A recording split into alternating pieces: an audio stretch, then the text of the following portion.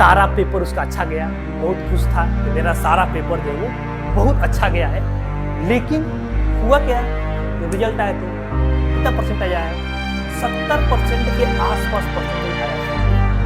उसका सारा पेपर अच्छा गया था, फिर भी कितना परसेंटेज आया, 70% आया, 30% उड़ गया नंबर। कहाँ उड़ गया नंबर वो? Hello dear challengers, X days challenge में आपका स्वागत है, जहां पर फिजिक्स, केमिस्ट्री और मैथ तीनों सब्जेक्ट बहुत ही आसानी से सीखने और समझने को मिल जाता है। तो आज हम लोग बात करने जा रहे हैं, एग्जाम्स में हम लोग जो है पेपर अटेम्प्ट करते हैं, तो हम लोग को पेपर आखिर अटेम्प्ट कैसे करना है ताकि हमको जो है पूरा का पूरा जो है वो नंबर मिल सके। बहुत सारे स्टूडेंट्स होते हैं, वो पूरा पेपर करके आते हैं। मान लीजिए 70 नंबर का किसी का पेपर है, मान लीजिए फिजिक्स क्लास 12 का 70 नंबर का पेपर है, स्टूडेंट ने पूरा करके आया, ठीक है, वो पूरा खुश है कि मेरा जो है वो एकदम जो है वो मैं पूरा कम क्या है, मेरा 70 में 70 नंबर जो है वो आ जाएगा। आया कितना, 50 नंबर आया, ठीक है, आया कितना, 50 नंबर आया। क्यों 50 नंबर आया? पूरा पेपर अटेम्प्ट करके आने के बाद भी जो है ये 50 नंबर क्यों आ रहा है? तो कई सारी जो गलतियां होती है जो स्टूडेंट करते हैं, जिससे उनको ना पूरा नंबर नहीं मिल पाता है। एक क्वेश्चन में 1 नंबर कट गया, ऐसे 20 क्वेश्चन है, 20 नंबर कट गया, खत्म कहानी, ठीक है। तो ऐसा क्या गलतियां है जो स्टूडेंट करते हैं, वो चीज आपको समझना है। मैं आपको बता रहा हूं ना, एक स्टूडेंट का स्टोरी सुना रहा हूं। क्लास 12 का एक लड़का था, काफी अच्छा था पढ़ने में, काफी बढ़िया था पढ़ने में, ठीक है। टेस्ट में जो है बढ़िया करता था, लेकिन जो है जो गलती क्या करता था, लिखने का जो तरीका है वो सही नहीं था।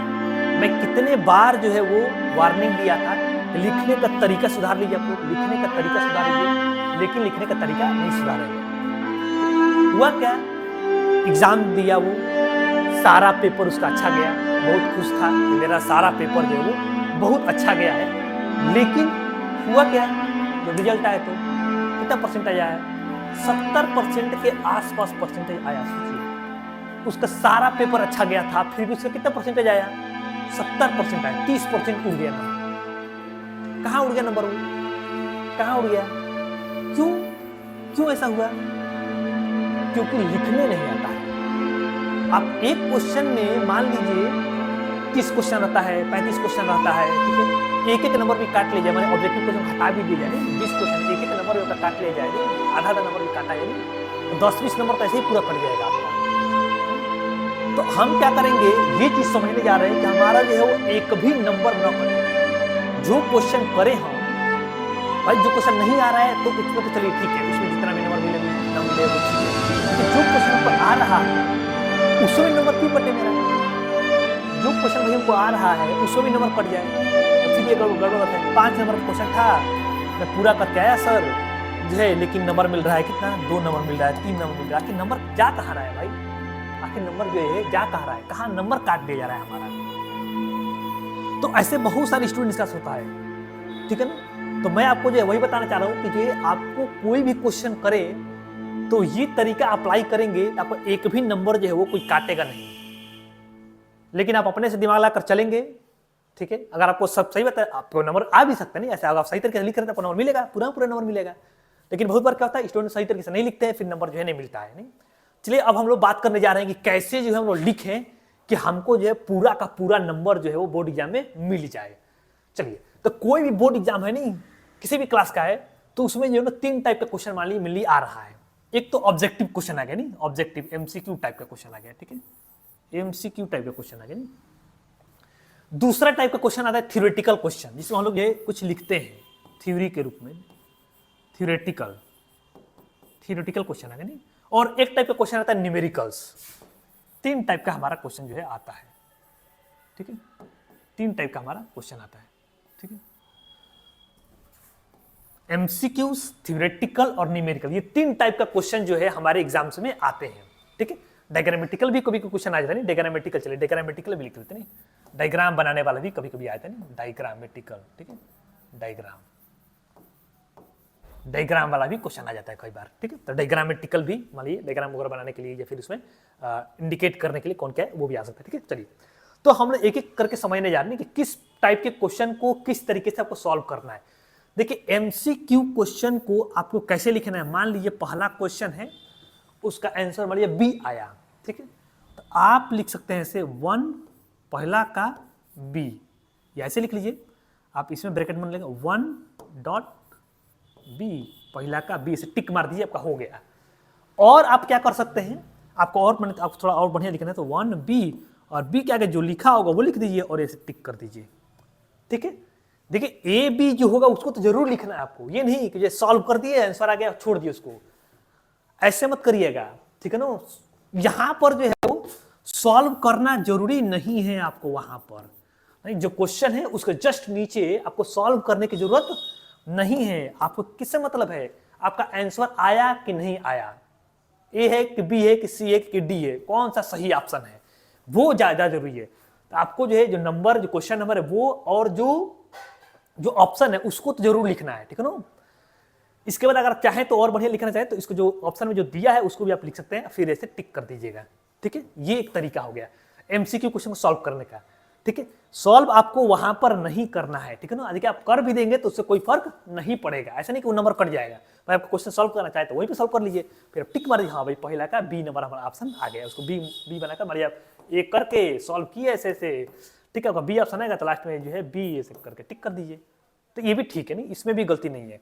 लेकिन सॉल्व करना कोई जरूरी नहीं है, और जो है क्या होता है ऑप्शन लिखना सबसे ज्यादा जरूरी है। आपको ऑप्शन लिखना है ABCD, ठीक है ना, नहीं तो टीचर को ना चेक करने में बहुत इरिटेटिंग होता है। तो आपको जो है वो ऑप्शन तो जरूर लिखना है। ठीक है, मैं कई सारे स्टूडेंट का टेस्ट लिया तो कई सारे स्टूडेंट ऑप्शन भी नहीं लिखे थे सब। ठीक है ना, वो डायरेक्ट कर दिए लोग, करने से मतलब नहीं, आपको ऑप्शन जरूर लिखना है। ठीक है, कोई भी एक भी नंबर नहीं कटेगा, एक नंबर का होता ही है। ठीक है, आपको नंबर नहीं कटेगा इसमें। अब आते हैं हम लोग थ्योरेटिकल क्वेश्चन के बारे में बात। ठीक है, थ्योरेटिकल क्वेश्चन कैसे कैसे आता है, एक डेफिनेशन वाला आ जाता है। ठीक है, डेफिनेशन वाला आता है, लॉज लिखने के लिए आ जाता है, लॉज होता है। ठीक है, लॉज जो भी है, ठीक है, कुलाम्स लॉ, जो भी आप लॉज पढ़ते हैं, ठीक है ना, सब आप लोग का 10 का 12 का सबका अलग अलग हुआ। ठीक है, लॉज आता है, डेफिनेशंस आ जाता है, ऐसे चीजें आ जाता है। नहीं तो या कॉजेज लिखने के लिए आ जाता है, चलिए कॉजेज भी आ जाता है, नहीं कारण लिखने के लिए आ जाता है। नहीं तो मेरे कहने का मतलब है कुछ भी जो भी लॉज वगैरह है, जो भी डेफिनेशन है, थ्योरेटिकल जो भी चीजें हैं, उसको कैसे लिखना है आपको। ठीक है, देखिए अगर आप उसको एनसीईआरटी से लिखेंगे, ठीक है ना, एनसीईआरटी का डेफिनेशन अगर आप लिखते हैं तो एक नंबर भी नहीं कटेगा। पहली बात तो सर मैं जो है एनसीईआरटी का नहीं याद किया हूँ, मेरे सर जो लिखा है हमको वाला याद है। ठीक है, चलिए उस पर आते हैं हम लोग। देखिए डेफिनेशन, लॉज, कॉजेज जो भी, ठीक है ना, अगर आपको जो सर लिखवाए हैं, जो भी लिखवाए नहीं, वो भी लिखेंगे तो आपका नंबर जो है वो नहीं कटेगा, बशर्ते आप जो है वो सही सही लिखें। क्या होता है कई बार स्टूडेंट जो है लिखवाया कुछ और गया है, समझ लेते हैं उन लोग और जाकर ना अपना जो है इंग्लिश जो है दिखाते हैं वहां पे एग्जाम पे जाकर। आपका भाई कितना बढ़िया इंग्लिश है, ठीक है, वो आप जानते हैं। अगर आपका इंग्लिश अच्छा है, आप समझें अच्छे तरीके से और उसी पर्टिकुलर चीजों को अगर इंग्लिश में कन्वर्ट करके सही तरीके लिख पा रहे हैं, तब आपका नंबर कोई नहीं काटेगा। मैं ये नहीं करूँ कि कुछ भी लिख देने से नंबर काट देगा, एनसीईआरटी का लिखेंगे तभी नंबर मिलेगा, बाकी लिखेंगे तो पूरा नंबर नहीं मिलेगा, मिलेगा नंबर पूरा, लेकिन आपको सही तरीके से लिखने आना चाहिए। कई बार स्टूडेंट क्या होता है ना कि भाई बोला कि गुलाम सलाह, तो वो ऐसा अंग्रेजी लिखेंगे किसी को समझ ही में नहीं आएगा।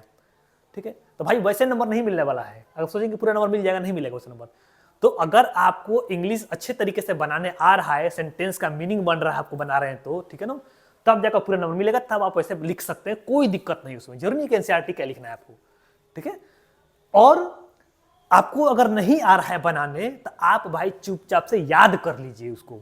आप चुपचाप से क्या कर लीजिए, डेफिनेशन, लॉज, कॉजेज जो भी है उसको याद कर लीजिए, रट लीजिए, जाकर चिपका दीजिएगा। ये कोई कॉम्पिटिटिव एग्जाम से नहीं है, कुछ अजीबोगरीब भी आ सकता है, कुछ भी आ सकता है, नहीं ऐसा करके कुछ सोचने वाली चीज आएगा, नहीं ऐसा नहीं है। यही सब आएगा जो आप पढ़े एकदम वही आएगा, सारा का सारा नंबर जो आपका इजीली मिल जाएगा। ठीक है, जो पढ़ेंगे वही सब आएगा, ऐसा कुछ नहीं कि बहुत ज्यादा इधर उधर चीज आ जाएगा। नहीं थ्योरेटिकल से समझ आएगा आपको, या तो आप डायरेक्टली एनसीईआरटी का लाइन उठाकर लिख दीजिए, क्योंकि जो भी कॉपी चेक होता है वो एनसीईआरटी के आंसर, उसमें जो आंसर शीट आता है उसमें ना एनसीईआरटी का लाइन लिखा रहता है उसमें। ठीक है ना, अगर आपको इंग्लिश बनाने आता है तो कोई दिक्कत नहीं, बनाइए, लेकिन जो है वो आप अच्छे तरीके से बनाइए। नहीं बनाना आता है तो याद करके जाइए। ठीक है, चलिए न्यूमेरिकल्स की बात कर लेते हैं हम लोग, नहीं न्यूमेरिकल्स की बात कर लेते हैं। ठीक है, न्यूमेरिकल्स कोई भी सॉल्व करेंगे आप तो आप ध्यान रखिएगा थोड़ा सा कि आप जो है वो फॉर्मूला जरूर लिखिए। फार्मूला से पहले हम और चीज़ देते हैं ना, गिवन जो है वो लिखिए। ठीक है, फिर फार्मूला जो है उसको लिखिए। ठीक है, जो फार्मूला है आप उसको लिखिए। इसको मैं मिटा दे रहा हूँ एनसीईआरटी को, आप याद रखिएगा इसको, फार्मूला लिखिए जरूर। इसके बाद जो है ना स्टेप्स बाय स्टेप्स करिए। ठीक है ना, स्टेप बाय स्टेप करिए। ये नहीं कि जो ना एक ही बार में 2-4 स्टेप उड़ा दिए और फटाक से जो है सॉल्व कर दिए। नहीं ऐसे करेंगे तो नंबर नहीं मिलने वाला है। 5 नंबर का क्वेश्चन है आपको तो स्टेप बाय स्टेप नंबर मिलेगा आपको। गिवन लिखिए, फॉर्मूला लिखिए। देखिए गिवन नहीं भी लिखेंगे तो भी मैंने कोई दिक्कत नहीं है, लेकिन गिवन लिखते हैं थोड़ा सा इंप्रेशन बढ़िया बनता है। ठीक है ना, गिवन लिखिए, क्या निकालना है अगर आप वो भी लिख देंगे तो और बढ़िया बात है। ठीक है, क्या निकालना है, ठीक है, क्या निकालना उसको इक्वल टू करके क्वेश्चन मार्क कर देता है। प्रूफ करने वाला टू प्रूफ लिख दीजिए। नहीं जैसे फॉर्मूला जरूर लिखिए, स्टेप बाय स्टेप करिए, एक ही बार में या मल्टीपल स्टेप को स्विच मत कर जाइए। एक ही बार हमने सॉल्व कर दिया सर इसका आंसर ये हुआ, नहीं ऐसे नहीं, स्टेप बाय स्टेप करिए, स्टेप बाय स्टेप नंबर मिलता है। ठीक है ना, अगर मान लीजिए गलत भी हुआ, आप स्टेप बाय स्टेप ऐसे किए हैं नहीं तो आपको ठीक ठाक नंबर मिल जाएगा। ठीक है ना, ऐसा नहीं कि आपको जो पूरा नंबर कट जाएगा आंसर नहीं आया तो, नहीं नंबर मिलेगा आपको। ठीक है, अब आते हैं डायग्रामेटिकल बात है। डायग्रामेटिकल में खास बात क्या है, जो भी आप डायग्राम बनाएंगे नीट एंड क्लीन बनाइए। ठीक है ना, थोड़ा सा आप जो है वो जो भी आपका ज्योमेट्री बॉक्स है उसका इस्तेमाल करिए, नीट एंड क्लीन बनाइए। ठीक है, जो भी आपका डायग्राम बनाना है नीट एंड क्लीन डायग्राम बनाइए, एकदम गंदा डायग्राम मत बना दीजिए, सीख कर जाइए। ठीक है ना, और कोई कॉम्प्लिकेट डायग्राम मैंने आपको होता है नहीं तो उसका जो है सिंपल डायग्राम भी मैंने आता है, आप गूगल पर सर्च कर लीजिएगा। ठीक है ना, जो आपका कॉम्प्लिकेट लग रहा है डायग्राम नहीं, जैसे ह्यूमन आई का डायग्राम है नहीं, अगर आपको असली वाला बनाने चलेंगे एकदम नहीं तो बहुत कॉम्प्लिकेट हो जाएगा। और एक जो है सिंपल लाइन से बनाना होता है नहीं, वो सब बहुत सिंपल भी डायग्राम होता है नहीं, इजिली वो याद भी हो जाता है। ठीक है, नीट एंड क्लीन बनाइए। अगर उसमें आपको कुछ दर्शाना है, ठीक है ना, तो लेबलिंग कर दीजिए उसका, नहीं लेबल कर दीजिए। ठीक है, लेबल्ड बनाइए, जो भी उसमें दर्शाना है चीज़ों को, हाँ भाई ये क्या है, ये क्या, ये क्या नहीं, वो सब सारी चीज़ें बता दीजिए। ठीक है ना, तो डायग्राम का ये जो है कॉन्सेप्ट है। अगर आप इस तरीके से करेंगे, ठीक है, तो जो क्वेश्चन आप करेंगे वो उसमें आपको ना पूरा का पूरा जो है नंबर मिलेगा, एक नंबर भी आपका जो है वो कटने वाला नहीं है। ठीक है, अब आप जो पूरा नंबर 70 नंबर का पेपर था, आप 60 नंबर का करके आए तो आपको 60 नंबर मिल जाएगा। 70 में 70 करके आए 70 में 70 मिलेगा, 80 में 80 करके आए तो 80 में 80 मिलेगा आपको, ये उसमें नंबर नहीं कटने वाला है आपका। ठीक है, इस तरीके से करेंगे आपका जो है एक भी नंबर नहीं कटेगा। और ये सब करने के लिए आप जो है वो प्रैक्टिस पेपर लगाइए फटाफट फटाफट फटाफट। ठीक है ना, चेक करिए, चेक करिए टीचर से, देखिए कहाँ गलती हो रहा है, क्या गलती कर रहे हैं आप। ठीक है ना, आइडेंटिफाई करिए। ठीक है, न्यूमेरिकल्स में आप ये भी ध्यान रखेंगे, यूनिट वगैरह का जो ध्यान रखेंगे। ठीक है, यूनिट जो है कई बार यूनिट गलती हो जाता है, आप यूनिट नहीं लिखते नहीं, देखिए बहुत बड़ी बात दिमाग में क्लिक करके नहीं, यूनिट यहाँ पर जो ना अगर फिजिक्स वर्ग का कर रहे हैं नहीं, फिजिक्स वर्ग का क्वेश्चन कर रहे हैं नहीं, तो यहाँ पर जो है यूनिट का बहुत ध्यान रखिए। ठीक है ना, यूनिट का कि आपको यूनिट लिखना होता है, बहुत बार क्या होता है यूनिट आदमी ध्यान नहीं देता है, यूनिट जो है छूट जाता है, तो यूनिट भी लिखिए तब जाके जो है ना आपको पूरा नंबर मिलेगा। देखिए ना, यूनिट छूट रहा था तो यूनिट भी आपको जो है वो लिखना होता है, यूनिट नहीं लिखेंगे तो जो है फिर आपको नंबर जो है पूरा नहीं मिलेगा, नहीं वो भी आधा नंबर काट देगा। ठीक है, तो इस तरीके से आप करेंगे ना आपका पूरा पूरा जो है नंबर मिल जाएगा। ठीक है, चलिए मिलते हैं आपसे नेक्स्ट वीडियो में, बाय बाय।